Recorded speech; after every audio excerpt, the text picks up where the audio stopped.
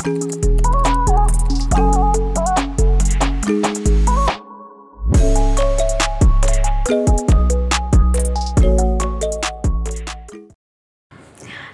pun, salam sehat.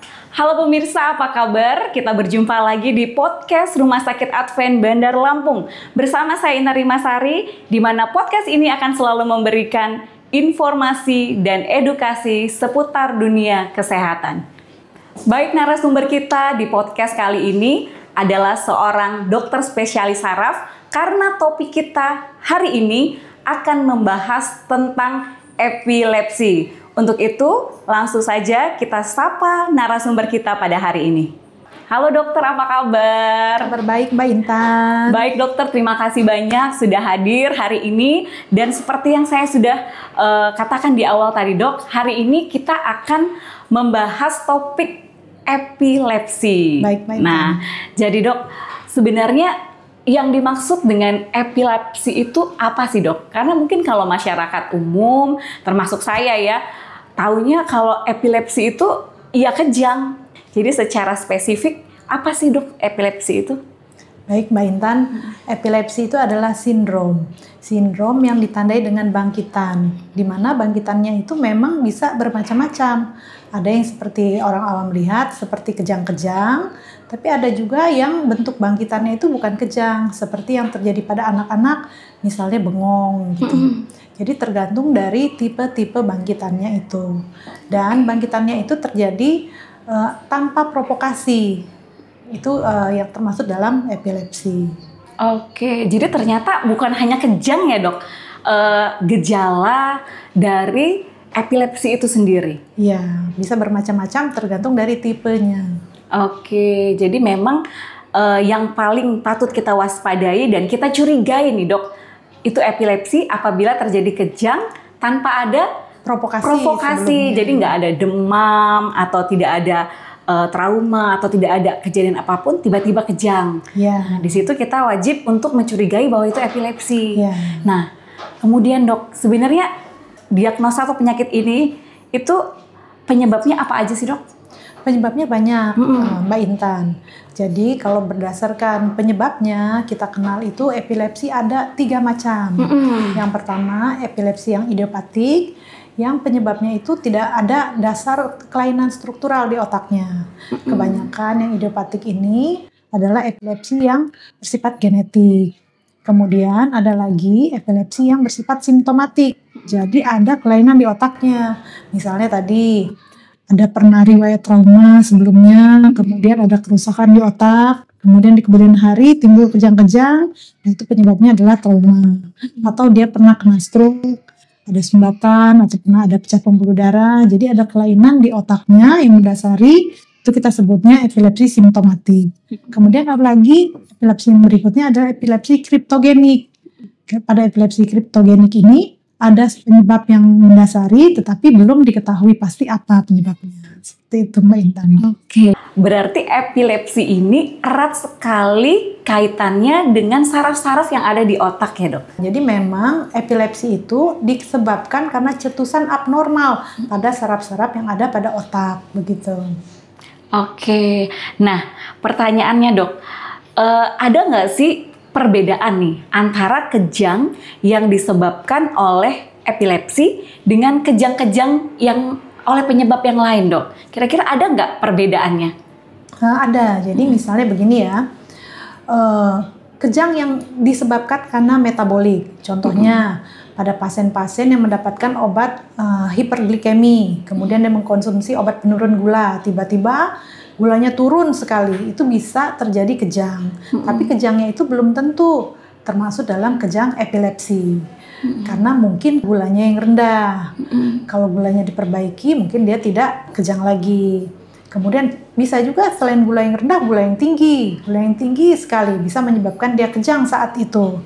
Tetapi setelah gulanya diperbaiki, tidak terjadi kejang lagi. Begitu. Oke, baik dok. Terus ada juga yang mengatakan nih dok, ya namanya kan rumor di masyarakat. Ada yang bilang katanya epilepsi ini bisa menurun, bener nggak sih dok? Jadi Mbak Intan, tadi kan ada pembagiannya, ada epilepsi yang idiopatik dan epilepsi yang simptomatik. Kalau yang simptomatik tadi yang memang ada kelainan struktural di otak. Kalau yang idiopatik tidak ada kelainan, itu bisa disertai dengan riwayat pada keluarga yang memang mempunyai epilepsi juga.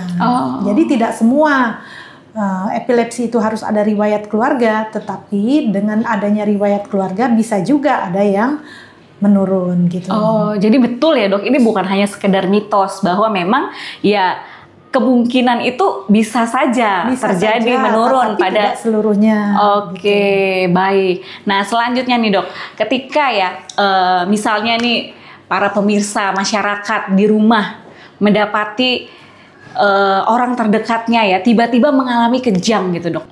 Sebenarnya apa sih dok langkah pertama yang harus dilakukan? Yang pertama kita harus perhatikan adalah jalan nafas. Apakah jalan nafasnya ada gangguan atau tidak? Kemudian misalnya dia itu ada muntah, kita harus bersihkan muntahan itu dari jalan nafas. Untuk mencegah supaya muntahan itu tidak masuk ke dalam jalan nafas, kita posisikan pada posisi miring. Kemudian hindarkan dari barang-barang yang berbahaya. Misalnya ada barang-barang yang jatuh sekitar dia, jadi dihindarkan, barang-barangnya disingkirkan.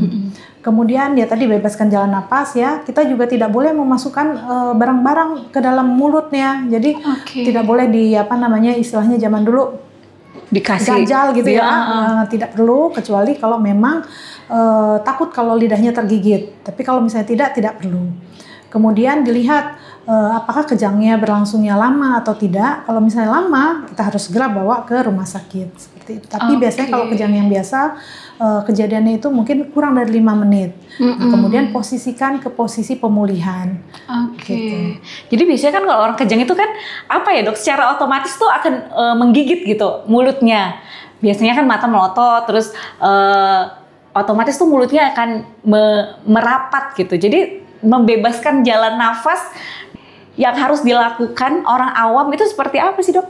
Jadi dilonggarkan pakaiannya, kemudian kalau memang ada muntahan disingkirkan, kemudian tidak semua bentuk kejang itu lidahnya tergigit, jadi nggak semuanya perlu diganjal di dalam mulutnya seperti itu.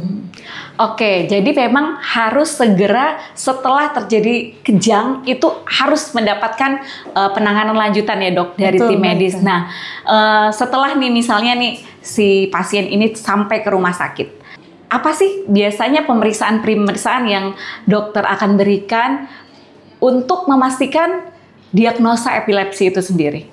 Nah, yang pertama tentu kita lakukan anamnesa. Kita tanya dulu ada riwayat kejang sebelumnya atau tidak. Kemudian dalam keluarga juga ada kejang atau tidak. Terus ada riwayat-riwayat yang mengarah ke epilepsi sekunder. Apa pernah kecelakaan, ada trauma kepala, apa pernah ada riwayat stroke. Setelah anamnesa dilakukan, kita lakukan pemeriksaan fisik. Pemeriksaan fisik apakah ada yang menunjang bahwa dia ini ada epilepsi sekunder. Apakah ada kelemahan atau ada gangguan pada sistem sarafnya. Lalu kita lakukan pemeriksaan penunjang. Misalnya ada riwayat dia pemakaian obat anti-hiperglikemi, apa dia hipoglikemi, kita lakukan pemeriksaan laboratorium. Kemudian pencitraan otak, dilakukan CT scan. Dan dilakukan pemeriksaan EEG untuk menilai apakah ada gangguan pada listrik otaknya. Seperti itu. Jadi rentetan pemeriksaan itu ternyata banyak ya yang harus dilakukan sampai memastikan diagnosa pasti dari pasien tersebut. Tapi pertolongan pada pasiennya tetap kita lakukan secara dini, secara awal. Jadi memang ada obat apa yang harus dimasukkan sebelumnya, apa-apa itu ada ininya, ada alurnya gitu, sambil mencari diagnosa. Tapi kejangnya harus ditangani saat itu juga gitu. Jadi kalau udah sampai rumah sakit itu sebenarnya udah aman ya dok ya. Pasti obat-obatan juga akan segera diberikan, pemeriksaan agar segera dilakukan. Nah, pertanyaan dok, setelah nih misalnya memang pasien kondisi sudah stabil, dirawat di rumah sakit, sudah diizinkan pulang nih. Apakah ada obat-obat yang harus tetap dikonsumsi si pasien? Ya, benar sekali Mbak Intan. Jadi kalau sudah terdiagnosa dia epilepsi, ada obat yang harus dikonsumsi. Dan obat itu harus diminum secara rutin untuk mencegah supaya tidak terjadi kejang lagi. Dan ada batas waktunya. Jadi obat itu diminum setidaknya sampai 3 tahun bebas kejang. Secara teratur Secara setiap teratur. hari, dokter. Ya, betul. Ada pasien-pasien yang mungkin edukasinya kurang atau dia kurang penangkapannya atau dia bosen. Misalnya dia sudah mengkonsumsi obat epilepsi itu, dia bilang dia sudah setahun mengkonsumsi karena tidak ada kejang-kejang lagi selama mengkonsumsi obat. Nanti dia menghentikan sendiri, kemudian akan terjadi kejang lagi. Nah, itu yang harus kita edukasi benar-benar bahwa penghentian obat itu adalah setelah 3 tahun bebas kejang. Jadi kita setelah itu periksa ulang lagi, apakah obatnya bisa diturunkan atau dihentikan. Setelah diturunkan baru dihentikan. Seperti itu. Jadi semuanya tuh harus di bawah kontrol dokter ya, dok. Nggak bisa kita pintar-pintaran sendiri nih, pasien-pasien ini nggak boleh seenaknya. Saya sudah nggak pernah kejang, saya mau berhenti, itu malah justru akan membahayakan. Jadi kalau udah sekitar 3 tahun nih dinyatakan bebas kejang, itu dalam tanda petik benar-benar bebas nggak sih, dok? Lakukan lagi pemeriksaan, dianalisa ulang lagi apakah benar-benar sudah bebas kejang. Karena kadang-kadang yang mereka anggap kejang itu adalah kejang yang kelojotan gitu, ke 4 ekstremitas. Padahal sebenarnya masih ada yang berupa bengong misalnya gitu. Jadi harus kita tanya lagi benar-benar apakah benar-benar bebas kejang. Kemudian kita periksa lagi fisiknya, apakah tidak ada kelainan pada sarafnya. Lalu di EEG ulang, apakah listrik-listrik di otaknya sudah terjadi membaik, normal gitu. Baru kita turunkan dulu dosisnya, baru bisa dihentikan. Jadi tidak bisa langsung henti seketika, tapi turun dosis dulu. Gitu. Oke, baik dokter. Nah, pertanyaan selanjutnya nih, dok. Ini memang tadi kan di awal dokter katakan epilepsi ini kejang tanpa provokasi ya, dok ya. Nah, tapi ada nggak sih, dok, hal-hal yang harus dihindari nih seseorang yang mengidap epilepsi supaya dia tidak mudah untuk kambuh atau kejang lagi? Misalnya nggak boleh melihat yang terang-terang, atau apa sih, ada nggak pantangan-pantangan yang harus dihindari oleh si pasien itu sendiri?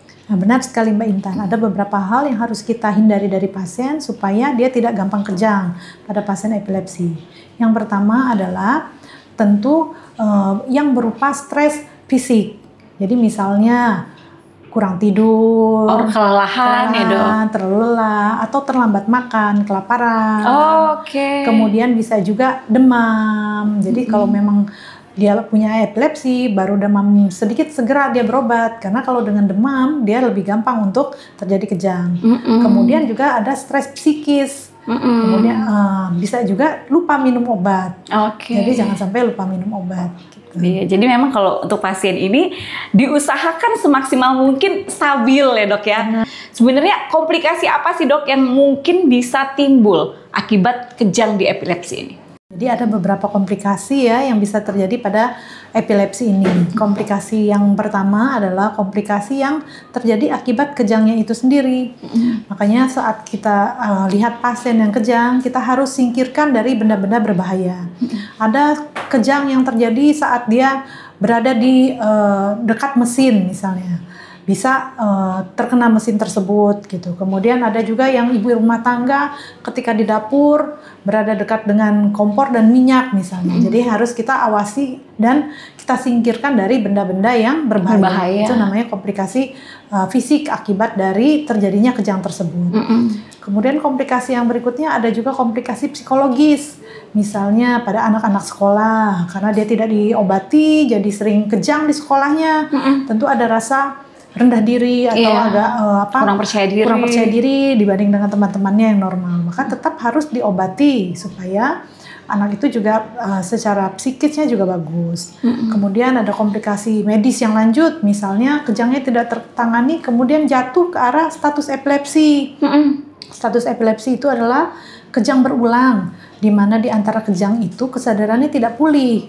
Jadi dia tidak sadar, kejang terus yang banyak. Dan ada juga karena mungkin dia muntah, kemudian makanannya itu masuk ke dalam jalan nafasnya saat kejang, jadi terjadi gangguan infeksi paru-paru atau pneumonia gitu.